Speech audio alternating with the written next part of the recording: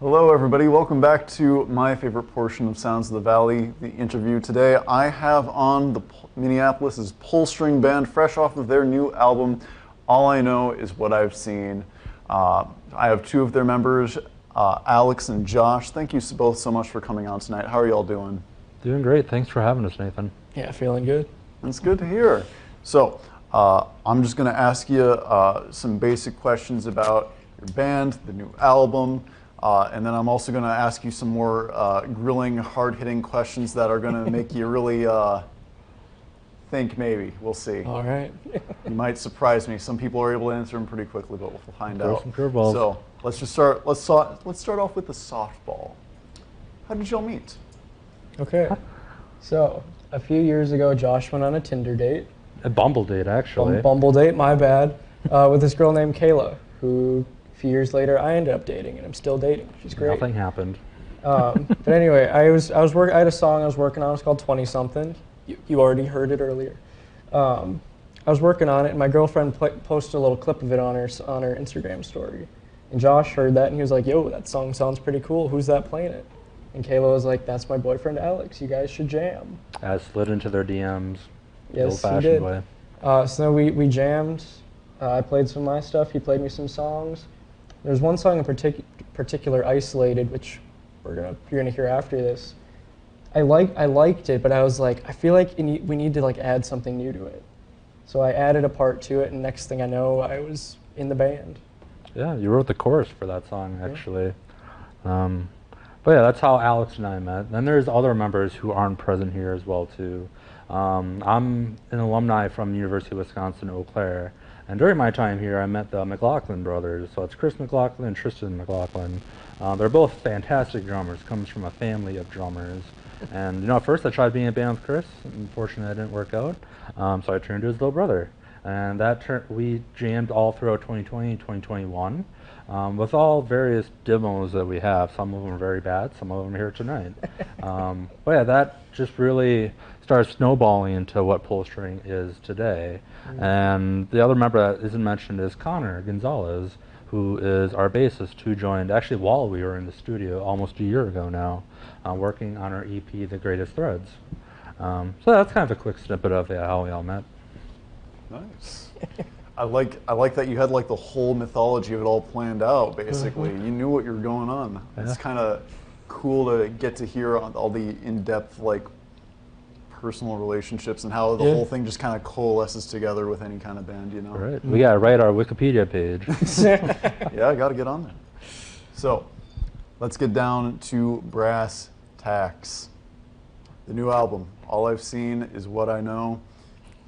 How did this album come about? Can you tell me anything about like sort of the creative process behind it, some things that kind of maybe like inspired it, or any anecdotes you have about it? What do you think is really like behind it?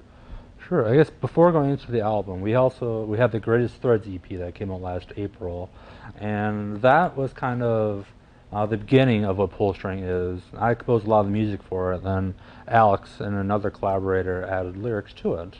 But then for the album, Alex just has songs upon songs in his bank here, and yeah, his one from there. So yeah, this was kind of my mastermind.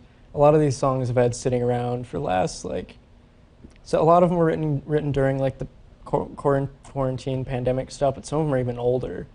So it's just like the best songs I've written in the last like 4 years, basically. Oh wow! And then some of them especially really kind of changed once I brought them to this band. Some of these I had played with other bands before, but when I played them with this band, they really just came together and just kind of blew me away with how some of them sounded. Yeah, for example, Sunrise, which we'll play in a little bit. That one was supposed to be like some Neil Young type acoustic kind of song. Yeah, right? I thought it was going to be basically just solo acoustic with the vocal, and then Josh added this lead guitar part and like a synth and made it sound like Pink Floyd, and I was like, oh, that's pretty cool. Yeah, it's funny how the songwriting process works things out. Yeah, I think that to me it's always really amazing when you get like either in the studio or when you finally get other people and you all just start getting those things added together and like hearing a song finally like really fully fleshed out beyond like anything that you did just on your own, it's always just something else, I think, right? That's the magic behind it. Mm-hmm. That's why I'm playing with these guys. Like, they make my songs sound better. Well, I'm glad to hear that. So now is maybe one of the ones that is gonna hurt a little bit, gonna pull some teeth. So you said these are the best songs from the past 4 years. I'm gonna make you pick your favorite child. Which one is your favorite kid? I really like the song called "The Only Thing." We played that one tonight too. That one I just really like it. I don't know. I feel like it's good lyrically. The name of the album, All I Know Is What I've Seen, that's a line from that song. I think it's the second line in the song. Just something about that song I thought really spoke to me, especially the way it turned out in the end too. What's your favorite? That's a good one. I love all of them. Instrumentally, I love Sunrise just because I just love the David Gilmour-esque instrumentals in it. But if I had to pick one, I would definitely pick the leading track, 20-something, just because that's kind of what got our whole band started in a sense, with me sliding into your girlfriend's DMs just to figure out who's singing the song, if it's an original and whatnot, and what it is now on the album. Yeah. Nice. So what studio did you guys wind up going to like get the album recorded? That's a good question.